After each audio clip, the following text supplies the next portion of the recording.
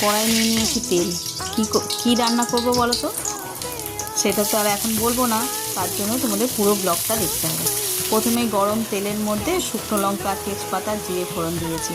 তারপরে দিয়ে দিয়েছি পেঁয়াজ, আর পেঁয়াজটা যাতে তাড়াতাড়ি নরম হয়ে যায় তার জন্য একটু নুন হলুদ দিয়ে ভেজে নিলাম। আর এই যে শো স্টপার মাটন কিমা, এই মাটন কিমা দিয়ে আজকে করবো রান্না। তো চলো, প্রথমে কিমাটাকে একটুখানি নুন হলুদ পেঁয়াজ দিয়ে ভালো করে ভেজে নিলাম। তারপরে গুঁড়ো মশলা, লাল লঙ্কা, ঝাল লঙ্কা, জিরে, ধনে, হলুদ, নুন সব কিছু দিয়ে ভালো করে একটুখানি ভাজা ভাজা করে নিলাম।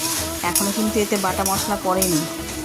বাটা মশলা বলতে আদা, রসুন, পেঁয়াজ, টমেটো, কাঁচা লঙ্কা এই যে দিয়ে দিলাম, দিয়ে ভালো করে কষিয়ে তারপরে দিয়ে দেবো সিদ্ধ করা মাটন। এবার বুঝতে পারছো তো কী রান্না করছি। তো চলো, রান্নাটা আমার হয়েই গেছে। এরপর দিয়ে দেবো শাহি গরম মশলা। ব্যাস রেডি হয়ে গেল আমার জিভে জল আনা একেবারে কিমা ঘুগনি।